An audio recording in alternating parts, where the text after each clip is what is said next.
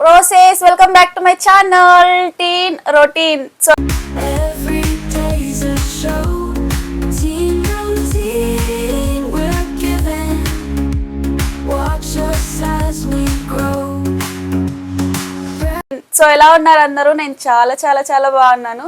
So నేను రెగ్యులర్గా shorts పెడుతూ ఉన్నాను. షార్ట్స్కి మంచి రెస్పాన్స్ వస్తుంది. అండ్ ఇట్లనే ఇదే జోష్తో నాకు ఒక 500 సబ్స్క్రైబర్స్ కావాలి. ఈ వీడియో ఎవరెవరైతే చూస్తున్నారో వాళ్ళందరూ తప్పకుండా సబ్స్క్రైబ్ చేసుకోవాలి ప్లీజ్, ఓకేనా? సో ఇది ఇన్స్టాగ్రామ్లో రీల్ ట్రెండ్ అవుతుంది కదా, సో ఎవరు వస్తారో చూద్దాం.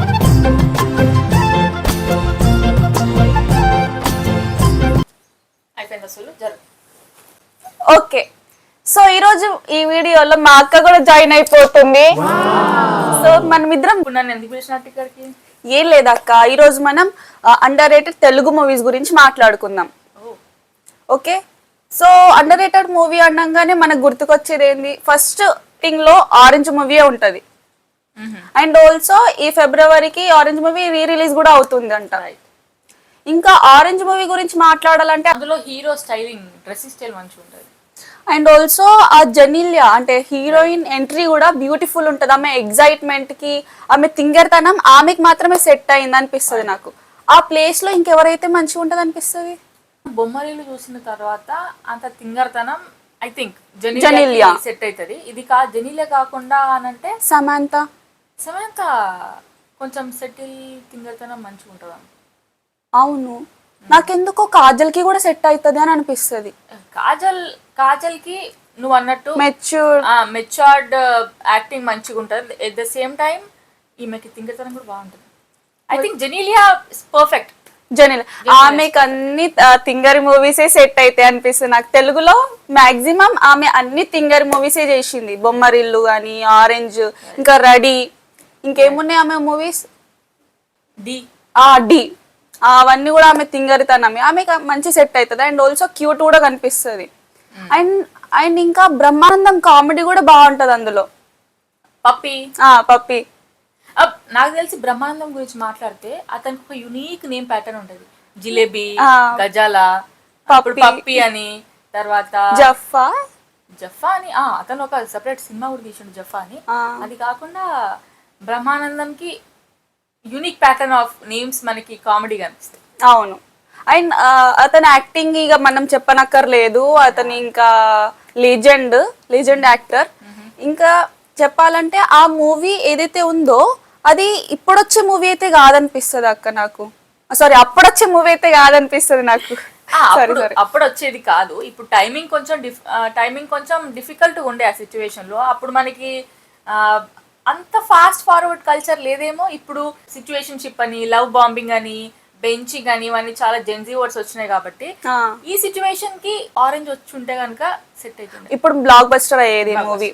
ఆరెంజ్ ఫిలిం లో మనకి అంటే మనము రామ్ చరణ్ జర్నీ చూసుకుంటే అతని ఫస్ట్ ఫిలిం చిరుత తర్వాత మగధీర తర్వాత వెంటనే ఆరెంజ్ అని తీసింది. మిగతా మేబీ ఉండొచ్చేమో. చిరుత, మగధీర తర్వాత ఆరెంజ్ లాంటి ఫిలిం మనం ఎక్స్పెక్ట్ చేయలేదు.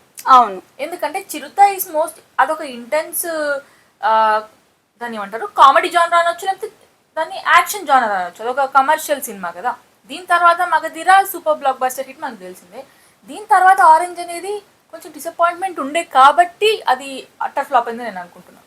అవును, అండ్ అప్పుడు పెద్ద దీనికి ఏమంటారు అర్థం కూడా కాలేదు చాలా మందికి. ఈ కైండ్ ఆఫ్ జానర్ అప్పుడు మనకు తెలియదు. అవును, ఇప్పుడు ఈ కైండ్ ఆఫ్ జానర్ వచ్చుంటే కనుక, ఈ కైండ్ ఆఫ్ జానర్ ఇప్పుడు చేయాలనుకుంటే మన యంగ్స్టర్స్ లో ఏ హీరో అయితే బాగుంటుంది? నాకు తెలిసి ఇతను Karthikeya is the most underrated hero. ఎందుకంటే అతనికి మంచి నైస్ బాడీ ఉంటది. He can act really well. కానీ అతను బ్యాక్గ్రౌండ్ లేదని ఒక చిన్న బ్యాక్ డ్రాప్. అండ్ ఆల్సో అతను డాన్స్ కూడా మంచిగా చేస్తాడు. యాక్టింగ్ అయితే ఇంకా అదర్స్ ఉంటది అతన్ని. రైట్, అతన్ని మనము 2-3 సినిమాల్లో ఈ రొమాంటిక్ సీన్స్ లో చూసి ఉన్నాం మనము. మంచి యాక్ట్ చేస్తాడు. అవును, కామెడీ టైమింగ్ కూడా బాగుంటది. కొంచెం చిరంజీవి ఇన్స్పిరేషన్ లాగా ఉంటుంది అతని కామెడీ. ఇంకా అతను విలన్ లాగా కూడా బాగా చేస్తాడు. మనం జస్ట్ హీరో జానరే చూసినాము. సో నానీస్ గ్యాంగ్ లీడర్ మూవీలో అతను విలన్ క్యారెక్టర్ చేస్తాడు. అదే ఆ మూవీనా? ఐ థింక్ ఆ మూవీలో కొంచెం నానిని ఓవర్టేక్ చేయాలనుకుంటే కనుక దట్స్ నిజంగా ఆ కార్తికేయ మాత్రం మంచి మంచి బై లుక్స్ బాగుంటది, బై యాక్టింగ్ కూడా బాగుంటాడు. అవును యా అంటే ఆరెంజ్ లాంటి ఫిలిమ్స్ ఇప్పుడు తీయాలనుకుంటే తీయొచ్చు. కార్తికేయ. ఇంకెవరు బాగుంటారు? నిఖిల్ కూడా బాగుంటాడు, కానీ అతను ఈ మధ్య సినిమాలు మొత్తం డైవర్ట్ చేసి కొంచెం డివోషనల్ లాగా కానీ హ్యాపీ డేస్ టైంలో మాత్రం అతను మామూలుగా యాక్ట్ చేయలేదు. అప్పుడు మంచిగా ఉండే. అండ్ ఇంకా అతని యాక్టింగ్ నాకు అన్ని మూవీస్ లో కొంచెం సిమిలర్ అనిపిస్తుంది. వర్సటైల్ లేదంటావు? అవును. నువ్వు యాక్చువల్లీ నాకు for me Nikhil acting is కొంచెం వర్సటైలే అనిపిస్తుంది నాకు. ఎందుకంటే ఇమాజిన్ హ్యాపీ డేస్ ఎక్కడ, కార్తికేయ ఎక్కడ, తర్వాత మధ్యలో ఇంకొక సినిమా ఉండే స్వామి రారా, కొంచెం adventurous thriller kind of genre అయితే మన నిఖిల్కి సెట్ అవుతుంది. అవును. ఇంకా లవ్ స్టోరీస్ గాని ఆ విషయానికి వస్తే మాత్రం కార్తికేయ ఇది పర్ఫెక్ట్. కార్తికేయ మీద పడ్డావు అట్లా కాదు, బట్ కార్తికేయ మంచి యాక్ట్ చేస్తాడు.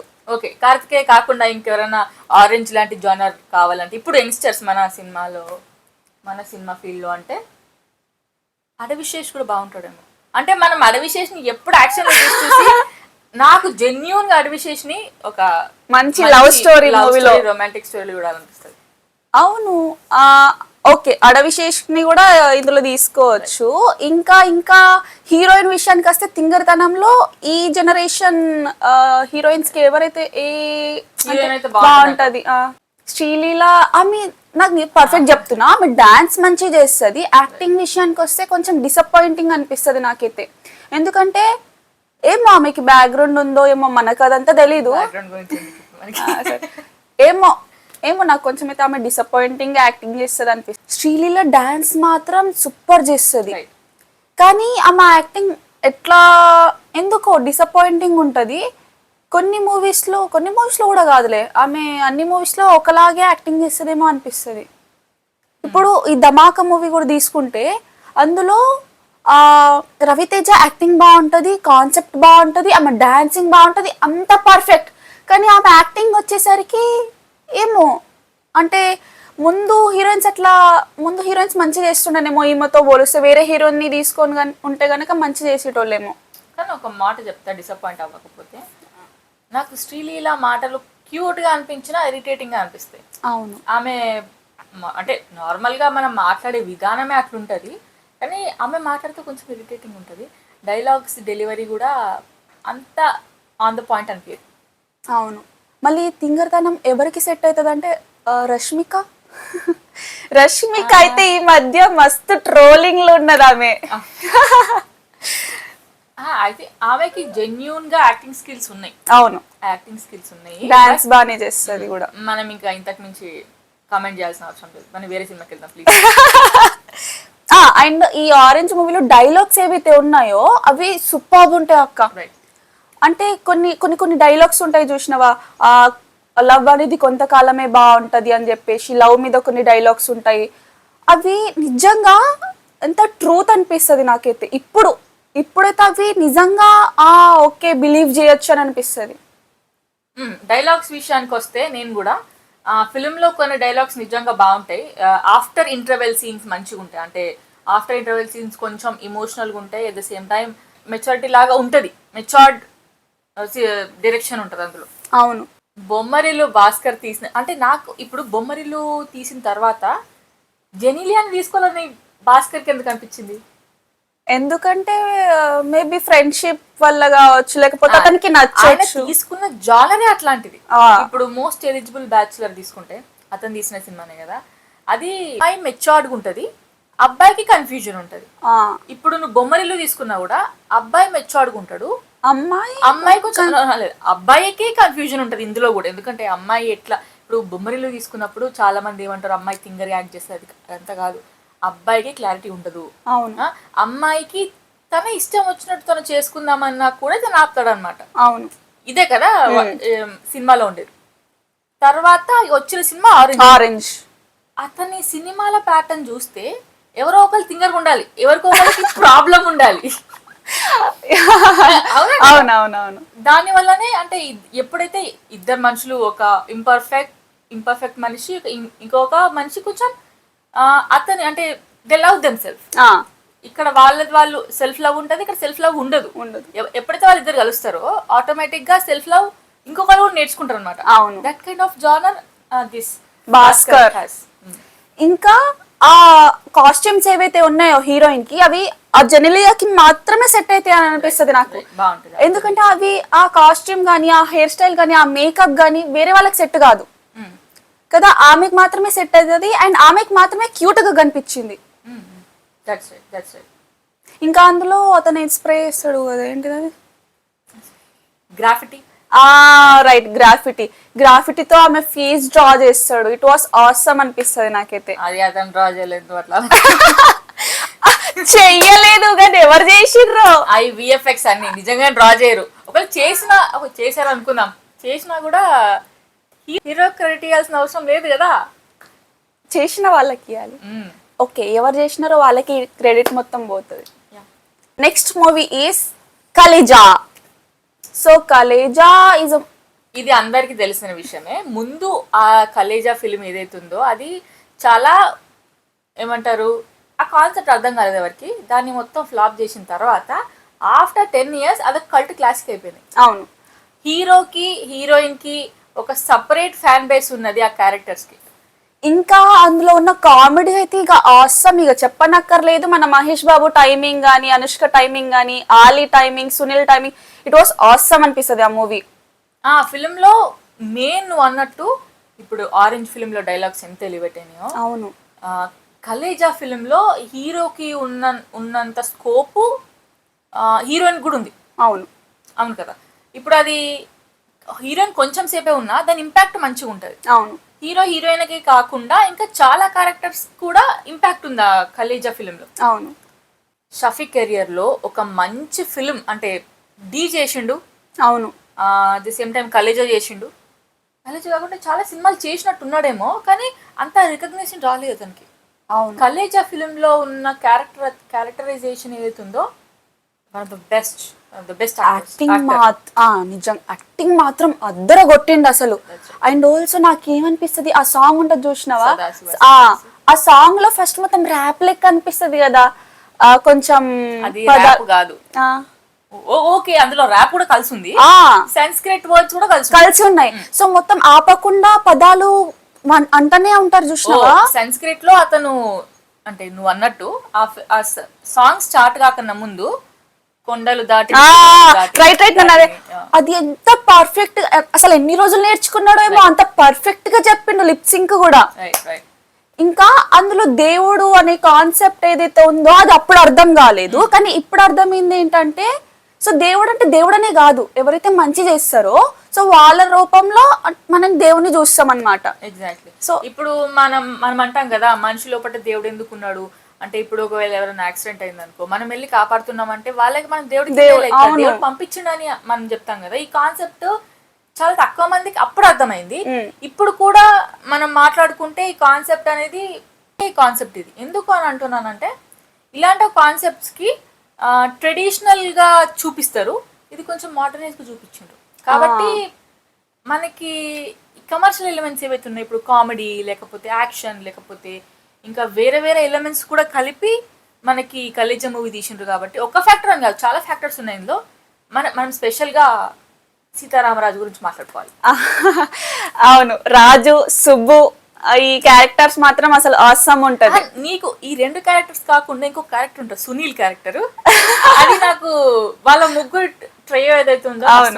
అవును, అది ఆమె ఏది ముట్టుకుంటది ఏమంటారు, మషి బొగ్గు సర్వనాశనం. ఇందులో కామెడీ మెయిన్ ప్లాట్ ఇక్కడ. అవును, అని మనం ఇంకా టెంప్లెట్స్ వాడుతున్నాము అని అంటే గనక అది త్రివిక్రమ్ శ్రీనివాస్ కి చెందుతుంది, మొత్తం త్రివిక్రమ్ శ్రీనివాస్ గారికి. మనం అంటాం కదా అసలు ఆయన డైలాగ్స్ అసలు సూపర్ ఉంటాయి త్రివిక్రమ్ శ్రీనివాస్ గారు. త్రివిక్రమ్ శ్రీనివాస్ అని అంటే మనకి ఆయన తెలుగు కవి. ఆయన చూస్ చేసుకునే యాక్చువల్లీ అతను రైటర్, సాంగ్స్ కూడా రాసిండు. మనము నీకు తెలియకపోవచ్చాము కానీ నేను ఇప్పుడు అంటే మనం ఆరెంజ్ గురించి మాట్లాడుకుంటున్నాం కానీ నీకు స్వయంవరం అనే సినిమా తెలుసా? స్వయం నీకు తెలీదు. చెప్తున్నా కదా, ఆరెంజ్ కి అమ్మ మొగుడది. అంటే ఆల్మోస్ట్ సేమ్ కాన్సెప్ట్, కానీ స్వయంవరం సినిమాలో వేణు యాక్ట్ చేశాడు. ఇప్పుడు నువ్వు అన్నట్టు ఆరెంజ్ ఫిలిం లో ఈ హీరో కాకుండా వేరే హీరోని పెట్టుంటే ఐ థింక్ అప్పుడు అదొక gangster film, same as it is concept, కానీ కొంచెం కల్చర్స్ డిఫరెంట్గా ఉంటాయి. అచ్చా, ఓకే. ఆ సినిమాలో త్రివిక్రమ్ శ్రీనివాస్ ఒక సాంగ్ రాశాడు, మీకు తెలియకపోవచ్చు, కానీ పికాసో చిత్రం ఆ సాంగ్ తెలుసా నీకు? నాకు రీసెంట్ గా నువ్వే వినిపించినావు ఒక 2 weeks బ్యాక్, బాగుంటది నాకు. నీ ఫేవరెట్ సాంగ్ ఏంటక్క అని అంటే ఫేవరెట్ సాంగ్ సాంగ్ వినిపించాను. అవును, ఈ సాంగ్ బాగుంటది విను అని వినిపించింది. సాంగ్ కూడా బాగుండే. సర్ప్రైజింగ్లీ నాకు ఆ సాంగ్ విన్న తర్వాత తెలిసిన విషయం ఏంటంటే త్రివిక్రమ్ శ్రీనివాస్ రాసిండని. అక్కడ నుంచి చాలా సినిమాలు త్రివిక్రమ్ శ్రీనివాస్ రాసిండు. మన్మధుడు కూడా కొంచెం పాట త్రివిక్రమ్ శ్రీనివాస్ రాసిండని చెప్పి అంటారు. అది ఎంతవరకు కరెక్ట్ నాకు తెలియదు, గూగుల్ నన్ను అడగలేదు, నార్మల్ గా చెప్పేస్తున్నా, విన్నది చెప్తున్నా. Okay okay. త్రివిక్రమ్ శ్రీనివాస్ సినిమాలు ఏది తీసుకున్నా కూడా ఆయన హీరోలందరూ తింగరతనం ఉంటది. ఆయనకి ఎందుకు అట్లాంటి హీరోయిన్స్ నచ్చుతుందో నాకు తెలియదు.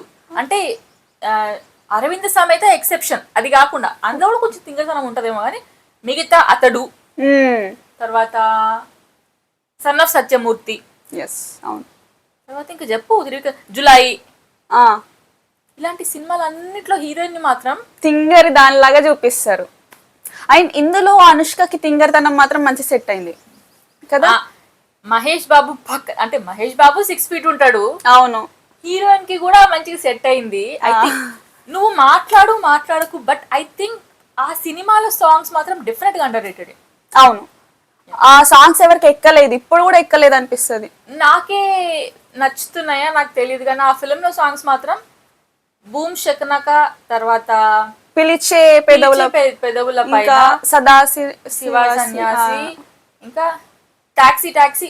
నేను అన్ని సాంగ్స్ వింటా సినిమాలో, మనకు నచ్చవో నాకైతే తెలియట్లేదు.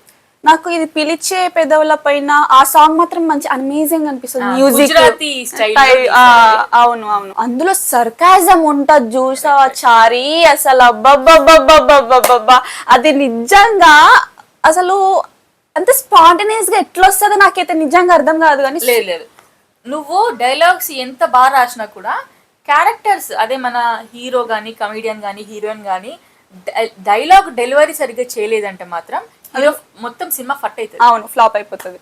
ఐ థింక్ వాళ్ళ టైమింగ్ వల్లే ఈ సినిమా మొత్తం ఇంత బాగుంది, బ్రహ్మాండంగా ఉందని నాకు అనిపిస్తుంది. వాళ్ళు మంచిగా స్పాంటేనియస్ గా అన్నారు కదా, ఆ టైమింగ్ కూడా అసలు అవసరం ఉంటది.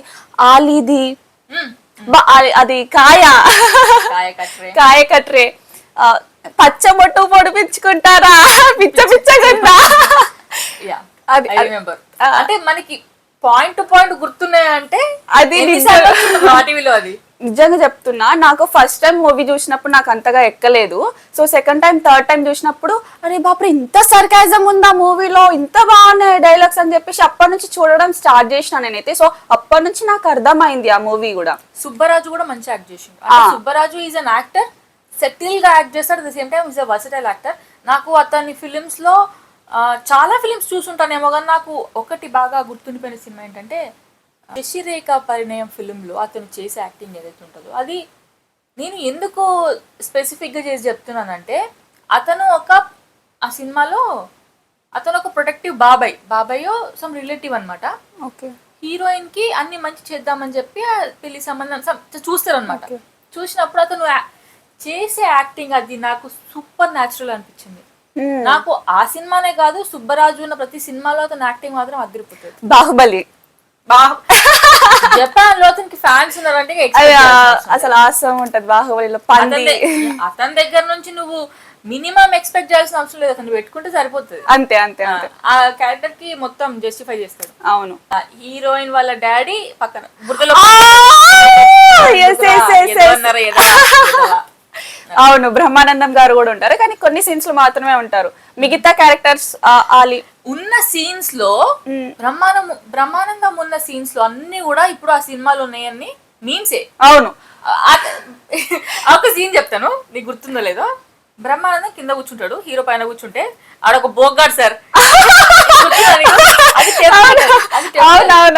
టెంప్లెట్. అది మళ్ళీ ఆ బ్రహ్మానందం గారు ఏ మూవీలో ఉంటారో ఆ మూవీ మొత్తం మీమ్సే ఇంకా మొత్తం ఆ డైలాగ్స్ ఆ మూవీ ఆ హీరో అందరి మీద మీమ్స్ వాడేస్తారు ఇంకా.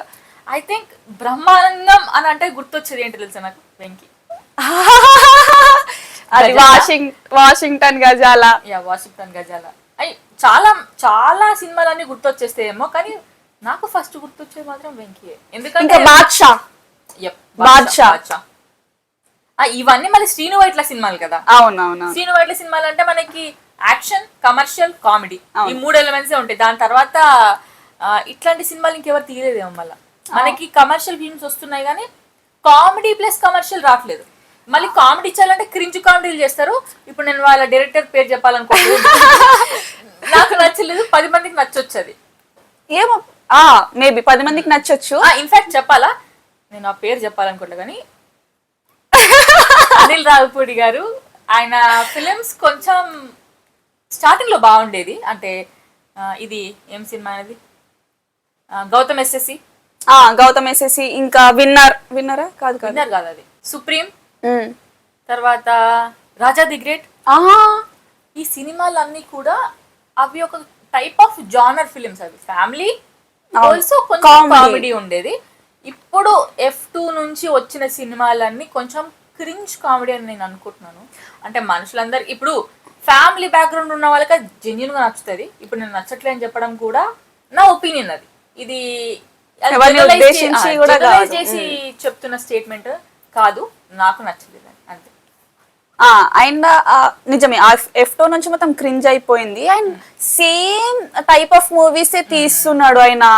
అండ్ సేమ్ హీరోస్ ని సేమ్ హీరోయిన్స్ ని రిపీట్ చేయడం వల్ల మనకి అది ఏమంటారు రొటీన్ అనిపిస్తుంది అతని మూవీస్. ఒక మీమ్ గుర్తుందా, రీసెంట్ గా ఒక అతను అనిల్ రావిపూడిని ఇంటర్వ్యూ చేస్తాడు. ఇంటర్వ్యూ చేసినప్పుడు అతను అంటాడు అనమాట, మీకు ఇన్ని సక్సెస్లు చూస్తున్నారు కదా, మీకు ఎట్లా అనిపిస్తుంది, ఎలాగో మీరు తీసే జానర్ లో పెద్ద కాంపిటీషన్ ఉండదు అని చెప్పి. అది కొంచెం కరెక్టే అనిపిస్తుంది నాకు. జెన్యూన్ గా ఇప్పుడు ఫ్యామిలీ ప్లస్ కామెడీ జానర్ లో ఇప్పుడు ఏ డైరెక్టర్ తీస్తున్నాడు చెప్పు, అనిల్ రావిపూడి కాకుండానా? ఇది Sukumar family type of genres తీయడేమో. రాజమౌళి ఫ్యామిలీ తీయడు. ఆయన ఒక గ్రాండియర్ ఎక్స్ప్లోర్ చేస్తాడు. అవునా కదా? అవును, ఆయన గ్రాండియర్ ఎక్స్ప్లోర్ చేస్తాడు. అనిల్ రావిపూడి తప్ప ఇంకెవరు అంత సాహసం చేయలేరేమో. అంటే ఆయన అటెంప్ట్ చేయడం అనేది చాలా గ్రేట్. అంటే ఈ జనరేషన్ లో కామెడీ చూస్తున్నారు అని మనకి ఎట్లయిపోయింది, ఇప్పుడు ఇన్స్టాగ్రామ్ ఓపెన్ చేస్తే 5 సెకండ్లలో కామెడీ అయిపోవాలా అంతే. ఇప్పుడు కామెడీని లాగ్ చేస్తే అది క్రింజ్ అయిపోయింది. ఇంకా ఓపికలు ఎవరికి ఉండట్లేదు. కానీ ఈ జనరేషన్ లో కూడా కొంచెం నవ్వించేటట్టు డైరెక్షన్ చేయడం అనేది కొంచెం కష్టమే. అయినప్పటికీ కూడా మమ్మల్ని మెప్పించడం అనేది ఇంపార్టెంట్. నిజం, ఇట్స్ ట్రూ. ఇంకా కామెడీ జానర్ అనగానే నాకు ఇంకొక హీరో గుర్తొస్తాడు, శ్రీ విష్ణు గుర్తొస్తాడు. నాకు అల్లరి నరేష్ గుర్తొస్తాడు. ఆయన classic example of comedy genre. ఆయన movies Blade Babji, my God, ఇప్పుడు మీ అందరికి దొంగల బండి నచ్చకపోయినా నాకు ఆ టైప్ ఆఫ్ జానర్ కితకితలు అదిరిపోయే సినిమాలు. ఇప్పుడు ఆయన ఒక ఇంటర్వ్యూలో చెప్పిండు, ఇట్లా బాడీ షేమ్ చేసే సినిమాలు కితకితలు అది అప్పుడు తీసారు కాబట్టి నవ్విండ్రు, కానీ ఇప్పుడు తీసుంటే కేసులు పెట్టారు. నిజంగా బాడీ షేమింగ్ అని చెప్పేసి. ఎందుకంటే ఇప్పుడు మొత్తం అల్లరి నరేష్ సినిమాలో నువ్వు అన్నట్టు బ్లేడ్ బాబ్జీ, తర్వాత దొంగల బండి, నాకు తెలిసి from the very beginning Allari సినిమా నుంచి కూడా అతను తీసుకున్న జానర్ మొత్తం కూడా కామెడీయే. Acting underrated hero. అతను తీసుకునే సినిమాలు ఇప్పుడు రీసెంట్ గా తీసుకున్న 2-3 ఫిలిమ్స్ నాకు నచ్చలేదు. ఎందుకంటే మేబీ అతనికి కామెడీ స్క్రిప్ట్స్ రావట్లేదేమో, అండ్ అతనికి సినిమాలు ఎక్కువ రావట్లేదు కాబట్టి ఇక తీసుకుందాం అనే ఒక ఉద్దేశంతో ఏదో ఒక మూవీకి కమిట్ అవుతున్నాడేమో. I don't think so. ఎందుకంటే అందులో అతని క్యారెక్టర్ బాగుండే, కొన్ని సినిమాలో స్టోరీస్ బాగున్నాయి కానీ డైరెక్షన్ మంచి చేయలేదని నాకు అనిపించింది. ఓకే, మనమైతే ఇప్పుడు కలేజా మూవీకి వచ్చేద్దాం. ఓకే. సో కలేజా మూవీలో సర్కాజం, టైమింగ్, సాంగ్స్ అయితే తక్కువే అనుకో. ఇంకా మిగతా క్యారెక్టర్స్ కానివ్వండి, ప్రకాష్ రాజ్ మెయిన్ విలన్ అని మనకు ముందే తెలుసు, ఎందుకంటే ప్రకాష్ రాజ్ ఏ సినిమాలో ఉన్నా కూడా అతను విలన్ ఉంటాడు, లేకపోతే is the main character of the cinema. అవును, ఎందుకంటే అతను అంత మంచి డ్రైవ్ చేయగలుగుతాడు స్టోరీని కూడా, అండ్ ఈజీగా అర్థమైపోతుంది. అండ్ అతను ఒక మంచి యాక్టర్. ఇవన్నీ మనం మాట్లాడితే ఇప్పుడు మెయిన్ క్యారెక్టర్ ఇచ్చినా ఇవ్వకపోయినా కూడా యాక్టింగ్ మాత్రం మంచి చేస్తాడు. ఈ సినిమాలో అతనికి స్కోప్ నాకు ఇప్పుడు ఒకవేళ కలేజా అనే సినిమా వెంటనే అడిగితే మాత్రం it is all about characters of Sitaramaraju, Subbu and వెనకాల మీరు ఇప్పుడు షఫీ అనుకున్నామా, షఫీ గుర్తొస్తారు. అవును, నాకు ముఖ్యంగా ఆలీ ఇంకా సునీల్ ఎక్కువ గుర్తుకొస్తారు. మనకి ఆ కామెడీ సీన్స్ బాగా ఎక్కిపోయినాయి, ఎందుకంటే కామెడీ సీన్స్ బాగుంటాయి అందులో. మీమ్స్ వల్ల మనం అడిక్ట్ అయిపోయినాం ఇంకా ఆ మూవీకి. ఓకే, అట్లనే అని కాదు, నువ్వు ఎన్నిసార్లు చూసుంటావు మా టీవీలో సినిమాని? చాలా సార్లు. మా టీవీ కాదు, జమినీలో వస్తుంది అనుకుంటా. సీరియస్లీ మా టీవీ కాదులే, జమినీ. ఎందుకంటే నేను జమినీ ఛానల్ చాలా సార్లు చూసిన. సో అందుకే నేను యాక్చువల్లీ కలేజాని అతడు అనేసుకుంటున్నానా. అతడు సినిమా చాలా సార్లు వేసాడు. అతడు మా అది స్టార్ మాలో వచ్చేస్తుంది, బట్ కలేజా జమినీలో. నెక్స్ట్ ఏం సినిమా? నెక్స్ట్ సాహసం. ఓ గాడ్, జెన్యూన్ గా అండర్ రేటెడ్ సినిమా అది. అండ్ అడ్వెంచర్ మాత్రం అవసరం ఉంటుంది. అండ్ ఫస్ట్ టైం అంటే ఫస్ట్ నుంచి మూవీ చూస్తే అరే ఈ మూవీ కొంచెం ఎక్కదు, కానీ ఎప్పుడైతే మిడిల్ నుంచి చూస్తున్నామో మూవీ ఇంట్రెస్టింగ్ అనిపిస్తుంది నాకైతే. ఎందుకంటే I correct you okay, first నుంచి స్టోరీ మొత్తం బిల్డప్ చేస్తారు, హాఫ్ నుంచి స్టోరీ గ్రాఫ్ అనేది పెరుగుతుంది. స్టోరీ రైటింగ్ అట్లనే ఉంటుంది. ఇప్పుడు నువ్వు ఎట్లా అయితే నీ అవసరాలు చూసిన తర్వాత అతను ఎందుకు అక్కడికి వెళ్తాడు, ఇదంతా స్టోరీ రైటింగ్. ఫస్ట్ లో మనకి ఎందుకు బోర్ కొడుతుంది అంటే ఆయన స్లమ్ నుంచి వస్తాడు, ఇవన్నీ కూడా just elevation to that character. అవును, అండ్ గోపిచంద్ యాక్టింగ్ కూడా సూపర్ ఉంటుంది అందులో. గోపిచంద్ గ్రాఫ్ తీసుకున్నా కూడా మనం వర్షం నుంచి కూడా అదిరిపోయి యాక్టింగ్, అతను 100% ఇస్తాడు క్యారెక్టర్ కి అని అనిపిస్తుంది నాకైతే. ఇంకా అతనికి విలన్, హీరో, ఇంకా సైడ్ క్యారెక్టర్స్, ఫ్రెండ్స్ అన్ని సెట్ అవుతాయి ఆ హీరోకి.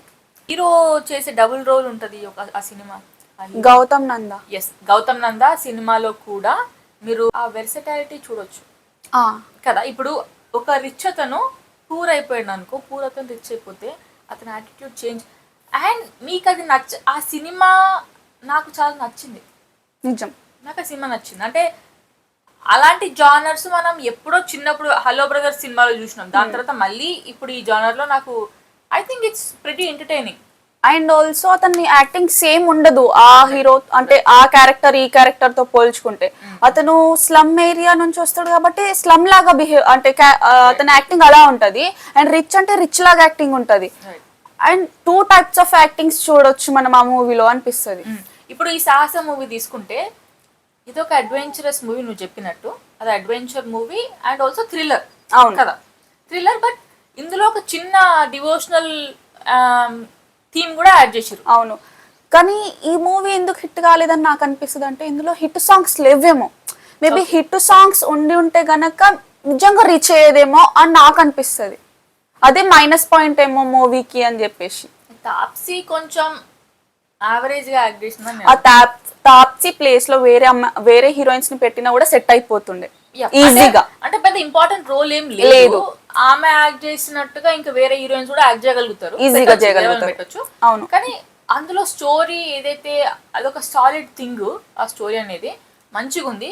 కానీ మళ్ళీ మనం ఆరెంజ్ టైంలో టైమింగ్ సెట్ కాలేదు అనుకున్నాం కదా, ఇప్పుడు ఇందులో కూడా సేమ్ నడుస్తుంది. అంటే సాహసం కూడా అప్పుడు కాకుండా, అంటే ఆ ఎరా ఎట్లుండే అంటే 2013లో వచ్చిన మూవీస్, అంటే సాహసం కూడా 2013లోనే వచ్చింది. అప్పుడు ఉండే ట్రెండ్ ఏంటిదని అంటే, అప్పుడుండే ట్రెండ్ మొత్తం యాక్షన్ మూవీస్.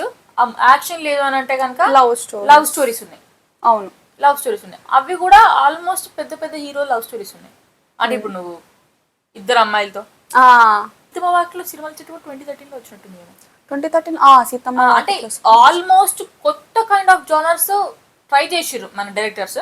కానీ ఈ సాహసం ఏదైతుందో అది మనము ఒక జానర్ కిందకి తీసుకుందామంటే మన తెలుగు ఇండస్ట్రీలో పాతాళ భైరవి, భైరవ దీపం ఇట్లాంటి సినిమాలకి మనము ఎప్పటి నుంచో ఫ్యాన్స్. అవును కదా, ఎప్పటి నుంచో ఫ్యాన్స్. మనం అప్పుడు తీసిన ఇప్పుడు చూసినా కూడా మనం సర్ప్రైజ్ అవుతా ఉంటాం. అంటే ఆ జనరేషన్ లో ఇట్లాంటి సినిమాలు తీసినారు అంటే మనం ఇట్లాంటి కథలు వినుకుంటూ పెరిగినాం. ఏమనుకో ఇప్పుడు మోరల్ స్టోరీస్ కూడా ఇట్లాంటివే ఉంటాయి. అంటే మోస్ట్ ఆఫ్ ద టైమ్స్ ఇల్యూషనే ఉంటది. అంటే అతను కొండ ఎక్కిండు, కొండ దిగడానికి రావట్లేదు, ఇట్లాంటివన్నీ ఉంటాయి. అండ్ ఈ ఫిల్మ్ లో కూడా ఆల్మోస్ట్ అట్లాంటి స్టోరీ రైటింగ్ చేసిండ్రు, కానీ కొంచెం మోడర్న్ గా తీసినారు. కానీ అది అప్పుడు నిజంగా ఎందుకు ఎక్కలేదు అని అంటే 2013 లో ఉండే ఆ టైమ్ స్పాన్ ఆఫ్ మూవీస్ కి సెట్ కాలేదు. ఇప్పుడు కార్తికేయ 2 తీసుకుందాం అనుకో మనం, కార్తికేయ 2 సినిమా కూడా అడ్వెంచరస్ థ్రిల్లర్ సినిమానే. అవును, అది ఎందుకు హిట్ అయింది అని అంటే ఇప్పుడుండే పాన్ ఇండియా ఏమంటారు పాన్ ఇండియా స్టేజ్ లో ఈ సాహసం మూవీ కూడా అందులో యాడ్ అయితే డెఫినెట్లీ. అండ్ ఇంకొకటి ఏంటంటే ఆ మూవీ అంటే కార్తికేయ మూవీ ఎందుకు హిట్ అయిందంటే ఆ కృష్ణుడిది ఏదైతే ఉందో ఇప్పుడు హిట్ అవుతుంది. కృష్ణుడి డివోషనల్ గానీ లేకపోతే రాముడు డివోషనల్ గానీ, సో ఇప్పుడు హిట్ అవుతుంది కాబట్టి ఆ మూవీ కూడా అదే టైంలో వచ్చింది కాబట్టి హిట్ అయింది అని నాకు అనిపిస్తుంది. సో ఆ మూవీ ముందు వచ్చి ఉంటే కూడా మేబీ చెప్పలేం, కానీ ఇప్పుడు వచ్చింది కాబట్టి మంచిగా హిట్ అయింది ఆ సినిమా.